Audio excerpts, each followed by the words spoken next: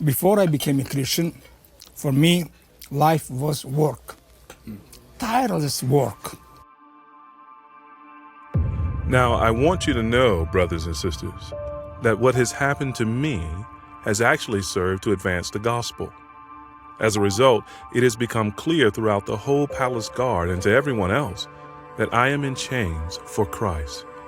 And because of my chains, most of the brothers and sisters have become confident in the Lord and dare all the more to proclaim the gospel without fear. It is true that some preach Christ out of envy and rivalry, but others out of goodwill.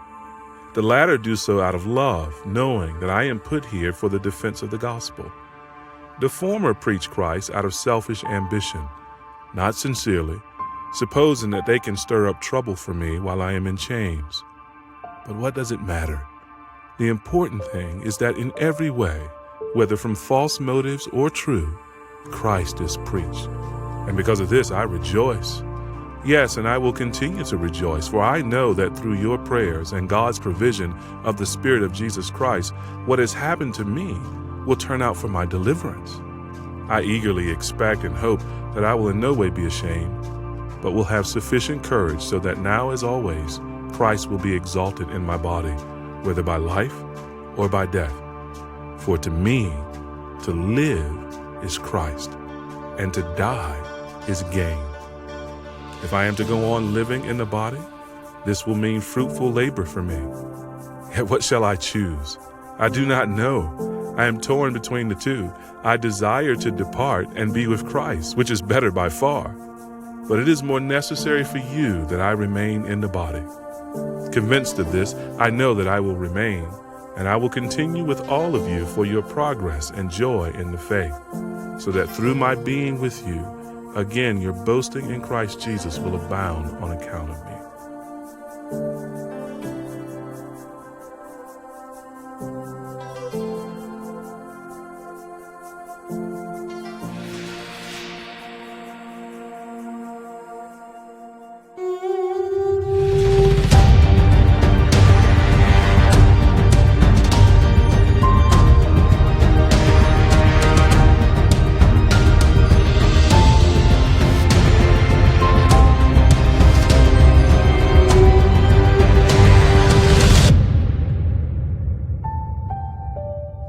For me, for a long time, I lived for, and I'm not proud of this, but I lived for girlfriends and academic achievement. Those were the two big things. And when I didn't have those things, I just felt worthless. I mean, I felt like I was not lovable.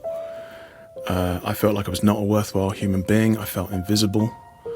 And to be honest, I felt miserable. What about you? What are you living for? Well, here's one way of finding out. Ask yourself this question. What is the one thing, if it was taken from you, would make you feel like life wasn't worth living?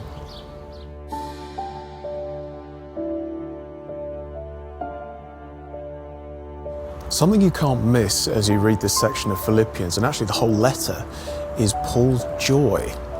Now, as he's writing, he's under house arrest in Rome, chained to a Roman guard day and night, knowing that at any moment the order for his execution might come, and yet he keeps telling them how joyful he is. Now, I don't know what you're struggling with at this point in your life. It could be problems with your marriage, problems in singleness, at work, perhaps persecution for being a Christian.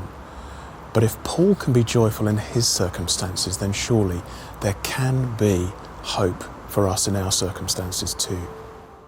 Since Paul became a follower of Jesus, just about everything had been taken from him. The most recent report from the organisation Open Doors says that Christians worldwide are facing the worst levels of persecution in modern times. At a conservative estimate, the number of people currently facing persecution for following Jesus stands at 215 million. And even when I came here, 10 years, they throw stones on my windows. I couldn't sleep in the night. Just in the middle of night, 1 o'clock, 2 o'clock, the stones started to throw on my... That was here, That was in another place where I was before I came here after bombarding. And in Kosovo, I was persecuted. I was almost every week to the police station. And they were visiting my home very often. And I was in prison 1 month because of distribution of literature. Amazingly, with all of his hardship, Paul says, I rejoice and I will continue to rejoice. What's the secret to Paul's joy? The author C.S. Lewis said, "Don't let your happiness depend on something you may lose." So what does your happiness depend on? Comfort? Money? Sex? The approval of others? Family?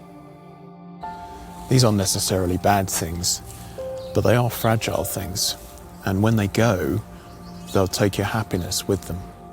But the secret of Paul's joy is that he's living for something else, something glorious that can't die or be damaged or be taken away.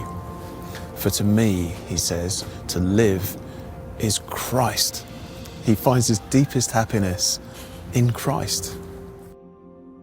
And because he knows Christ is in control of all that happens to him, turning everything for good, all his circumstances are cause for rejoicing. Not even his chains can depress him because they've served to advance the gospel. Because of his chains, a constant stream of high-ranking, hard-nosed, thoroughly pagan Roman guards are being shackled one after the other to one of the most persuasive evangelists who ever lived. So the whole palace guard are hearing about Christ. And that's emboldened others to proclaim the gospel without fear. And even if there are jealous Christians trying to stir up trouble for Paul while he's in chains, they're preaching the gospel in order to do that. So Paul says, what does it matter? The important thing is that in every way, whether by false motives or true, Christ is preached. And because of this, I rejoice. The way to know joy in every circumstance is to know that Jesus is in every circumstance. Paul saw the fingerprints of God everywhere, even on his chains. What Paul couldn't have foreseen is this. At the start of the 4th century, the Roman Empire launched a sustained effort to crush Christianity completely. And by the end of the century, even the emperors themselves were followers of Christ.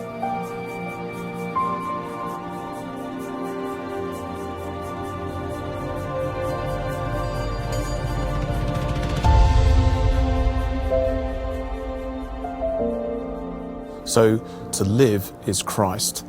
But Paul doesn't stop there. He says to die is gain. Now, how can death be a gain? And of course, he doesn't say this lightly. The threat of death is constantly over him. He's got no idea when he's going to be called to present his case before the authorities. His life might be over in an hour. But Christ is more than a way of life to Paul.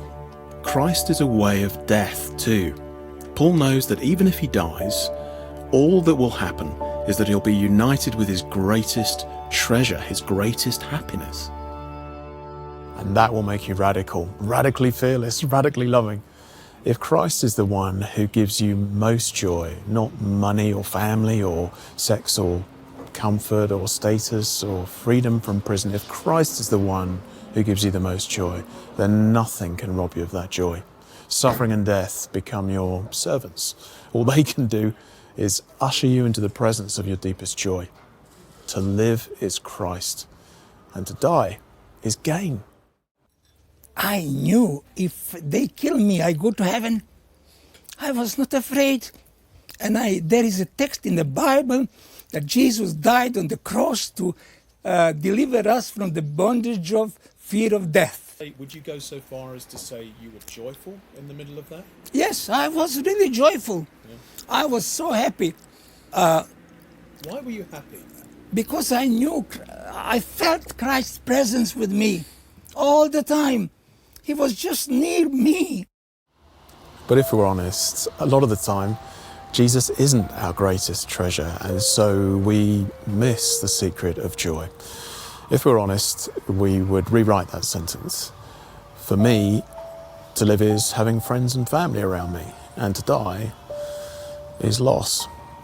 For me, to live is being comfortable and avoiding all suffering, and to die is loss. For me, to live is enjoying my freedom, and to die is being confined to a small wooden box in the ground. So here's the challenge. If your closest friend, the person who knows you best, were to finish that sentence for you, what would they say? For you, to live is what? What is the one thing, if it were taken from you, would make you feel like life wasn't worth living? There is only one way of living that death cannot steal from you, and that is to live for Christ. Because when death comes, it'll only succeed in bringing you face to face with your greatest joy, face to face with the one who died and was raised from death so that you could join him in a place where death and suffering no longer have any claim on you. Face to face with the one who knows the very worst about you, yet loves you the very best. For to me, to live is Christ, and to die is gain.